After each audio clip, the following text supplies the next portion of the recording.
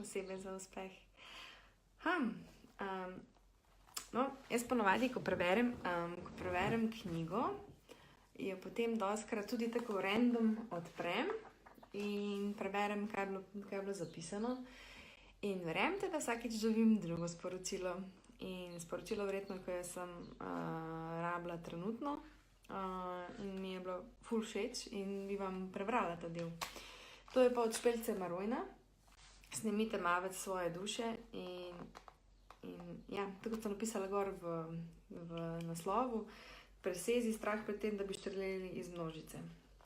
In ja, ali res morate vsak primer posekati sebe, da vas ne bi posekali drugi?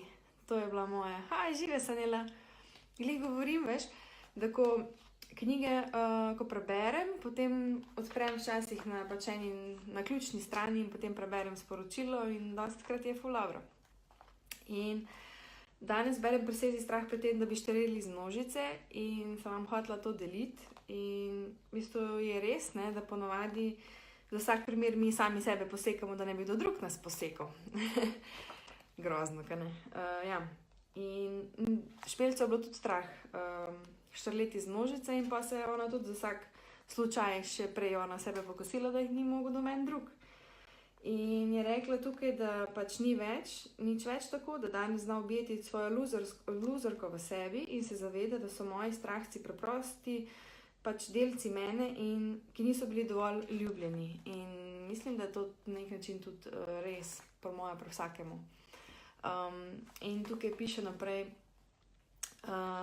da pač ne se boriti proti nečemu, pač ona se tukaj borila, proti čemur sem se do zdaj obupno borila sem se proti delom sebe, ki jih nisem želela niti pogledati, kaj šele sprejeti. In življenje ne deluje tako, da nekaj odrinemo in potem gre tisto proč. Velikokrat vidim, kako različnimi tehnikami skušate spremeniti, kar vam na sebi ni všeč, a dolgoročno vam ne bo uspelo, sprejeti bo treba.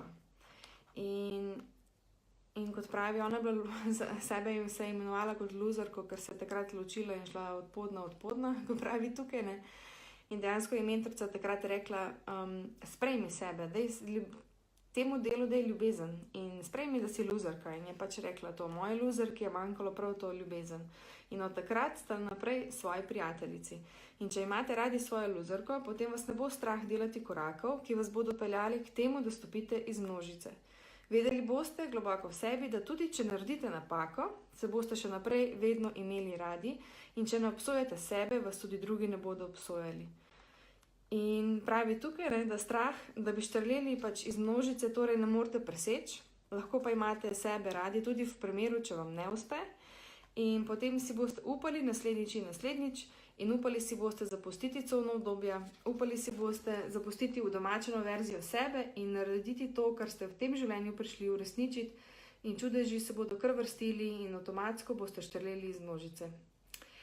In ta je Laura na koncu kar rekla. In veste kaj, od zgoraj je tako lep razgled, od zgoraj lahko vsem, ki si želijo iz množice, podajte jim roko in pomagajte, da naredijo isto. Kajti ta svet obupno potrebuje več ljudi, ki podajamo roko. Hudo, kaj se strinjate s tem? Sanela, Bela, živijo.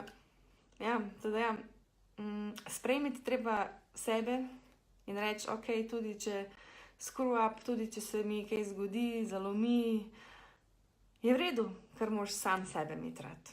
In sam sebi reči, ok je.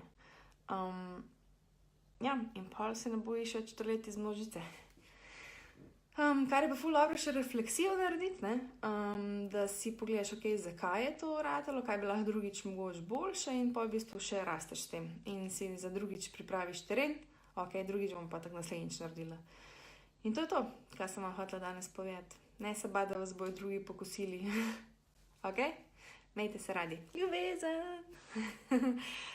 Čau, čau!